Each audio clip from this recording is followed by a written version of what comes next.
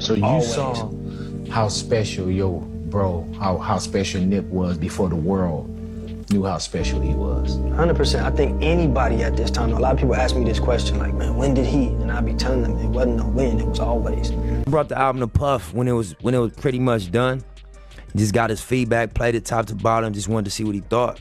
And he was like, it's room on these records to continue to produce. You know, we had a good convo. He like, Nip, you know, you got potentially a classic album, and you know, it's things we could do to really push it over that limit. Nipsey Hussle's brother Blacc Sam is breaking his silence since a video resurfaced showing one of Nipsey's last meetings with Diddy. The clip just resurfaced, and people are saying the vibe was off, and you can just tell something wasn't right. Diddy looked jealous, like he saw Nip as a threat, and he even made some passive-aggressive comments to Nip. Now, according to sources close to the family, Blacc Sam has been side-eyeing Diddy from the jump, and he always felt there was something strange about Diddy inserting himself in Nipsey's last album and pressuring him to delay the release. So here's what everyone wants to know. Did Diddy already know something bad was gonna happen to Nipsey? Was he sent by someone higher up to set Nip up? And what exactly did Diddy say in that video of their last meeting that just popped back up? I'm gonna break down the clip for you, go over what Blacc Sam had to say, and look at all the weird timing. So let's just jump right into it. You say you from Crenshaw? I'm from Rolling 60s, but that's What's Crenshaw? that's the street. That's not where you from. Yeah, I'm from. It depends who I'm talking to. A video of Nipsey Hussle and Diddy making music at Diddy's studio has popped back up online, and it's stirring up a whole lot of questions about how sincere Diddy really was with Nip during his final days. On the surface, it looks like a casual, friendly moment. You can see Nipsey getting hyped about some music they just made, and he starts clapping, just feeling good about the vibe. But then things take a strange turn. Out of nowhere, Diddy tells Nipsey to stop clapping. And then when Nip says he's gonna clap all he wants, if you really watch Diddy's face in that moment, you can see his mask slipping. Diddy definitely felt some type of way when Nipsey said he was gonna clap all night. You can see it in his face when he said, I wouldn't, but then quickly smiled to try to mask it. But the weirdness doesn't stop there. Right after Nipsey refuses to back down, Diddy suddenly starts throwing some flirty comments at Lauren London, who was sitting on the couch with Cassie. But then Nip signals to Lauren to clap, and she does, despite Diddy's obvious disapproval. Y'all, the whole thing was weird, and you could just feel the weird tension in the room. Different place. Spoke by the door and stand for traction. Double back down. I cracked you up.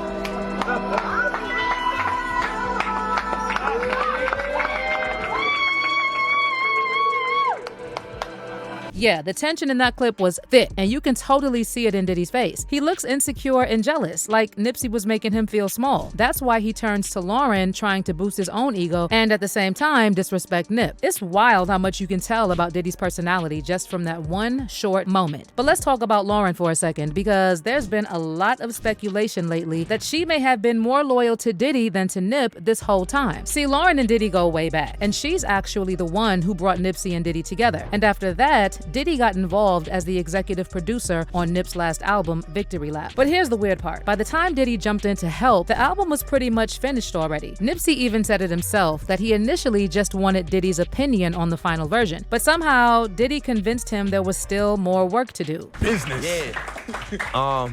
But yeah, you know, Puff, I brought the album to Puff when it was pretty much done.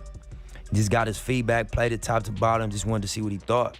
And he was like, it's room on these records to continue to produce. Now, going back to Nip's brother Sam, he's never been the one to trash talk or gossip, and he's never publicly said anything bad about Lauren or Diddy. But people close to Sam have said that he and Lauren never really got along, and things supposedly got even more tense when Sam found out how tight Lauren was with Diddy. Now, let's rewind to March 31st, 2019, the day Nipsey was fatally shot right outside of his Marathon clothing store in LA. The whole hip-hop community was shook, and it just didn't make sense that someone who gave so much to his community would get taken out like that. And that's when insiders and whistleblowers started throwing out different theories. One big one came from Jaguar Wright, who claimed Nipsey's demise might have been an industry setup. And get this, Jaguar even suggested that Lauren and Snoop Dogg could have been involved in the setup. Because if you were capable of doing what they're saying that you did to Tupac, why the f wouldn't we believe that you were capable of doing it to Nip, because he was about to eclipse you? Dang. All of your fucking secret meetings with Diddy, and y'all fucking knew that they put Lauren on him. All those fucking Diddy parties.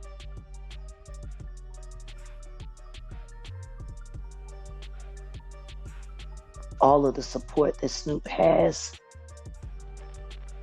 for Honeycomb. Jaguar even claimed that Lauren wasn't with Nipsey out of love, and that it was all allegedly a part of a bigger plan to move Nipsey out of the way because he reportedly refused to join the Gatekeepers Club. And according to Jaguar, Lauren was purposely placed in Nipsey's life because she was so close to Diddy and basically worked as a plant. I'm accusing you now, Lauren.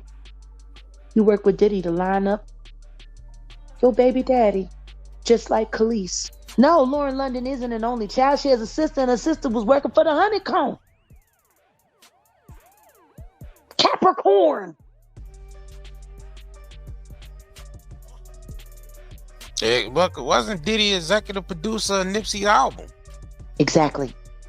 But Jaguar didn't stop there. She also brought up the whole Dr. Sebi connection. See, Nipsey was working on a documentary about Dr. Sebi, the controversial herbalist from Honduras who claimed he had natural cures for serious diseases like AIDS, cancer, and diabetes. Dr. Sebi, whose real name was Alfredo Bowman, died in August 2016 while in police custody in Honduras. Officially, the cause of death was reported as complications from pneumonia and respiratory failure. But his death has sparked a lot of suspicion, and many people believe Dr. Sebi was taken out because of his claims about curing diseases using herbal, natural remedies. His work challenged mainstream medicine and pharmaceutical companies, which some think had a motive to silence him. There are also rumors that powerful interests wanted to suppress the information he was sharing, seeing it as a threat to billion-dollar industries built on conventional treatments. And this is something Nipsey believed too. There's a lot of little jewels that you're saying in there. That's what I like. Like I said, the medicine really is in the candy, because even when you drop a bar like about Dr. Sebi, Yeah. like just that one thing, Dr. Sebi will make somebody go research who 100%. Dr. Sebi is.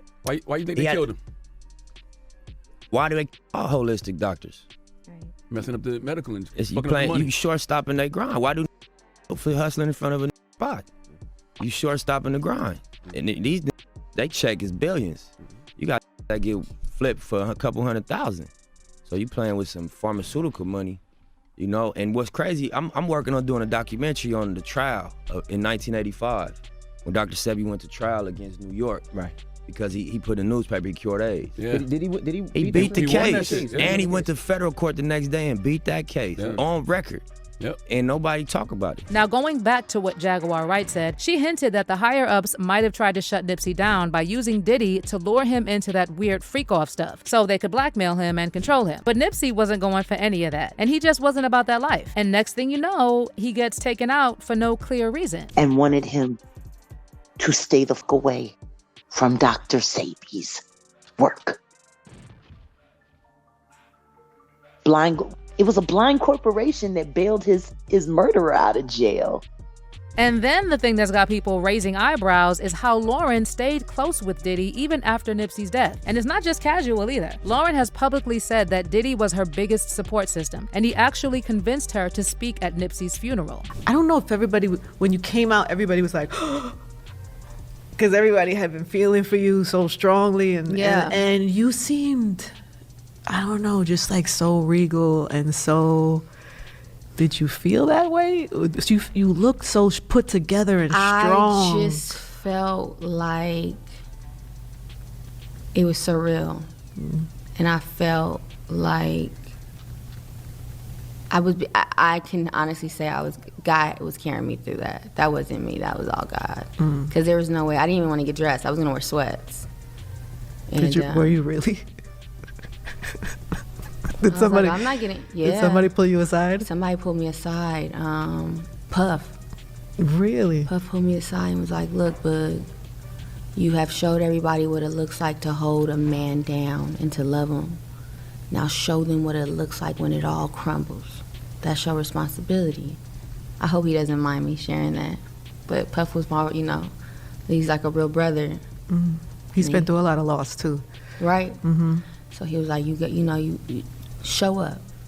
Because he heard, I don't know who told Puff I was. Somebody called Puff. Somebody called Puff. Somebody in your family, on your team called Puff. Like, yo, talk to Lauren. Because I was like, I'm wearing whatever.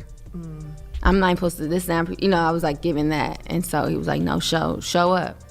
Show up with your head up. Now, think about that for a second. Of all people, why was Diddy the one guiding Lauren during such a personal, painful moment? If you believe some of these theories, it starts to feel like Diddy wasn't just around. He was still pulling strings behind the scenes. But it gets weirder. Lauren was also close to Cassie for years, and they even used to model for Diddy's brand, Sean John, back in the day. And now that all this stuff is coming out in court about how Diddy used to put his hands on Cassie even in public, it's hard to believe Lauren never saw anything. Multiple witnesses have testified that Diddy attacked Cassie in front of people, and sometimes right in the middle of parties. This wasn't quiet behind closed doors to DV. It was Diddy using his power and influence to do whatever he wanted in public and then silence and intimidate any potential witnesses. So if Lauren really was that close, how could she have missed it? What makes it even more strange is that to this day, Lauren's never publicly said anything in support of Cassie, and she's definitely never distanced herself from Diddy. In fact, it looks like they're still on good terms. That silence is making a lot of people side-eye the whole situation. I mean, if your close friend was getting treated that badly by someone you're still hanging around with, and now all the dirty details are out in public, wouldn't you say something? But let me know what you think. Was Lauren just unaware this whole time, or was she turning a blind eye? Or was she in on something bigger from the jump? And what about that clip of Diddy, Nipsey, and Lauren in the studio? Did it feel like a setup to you? Did that moment hint at something darker going on behind the scenes? I want to hear all your theories, so drop them in the comment section, and I'll catch you in the next video.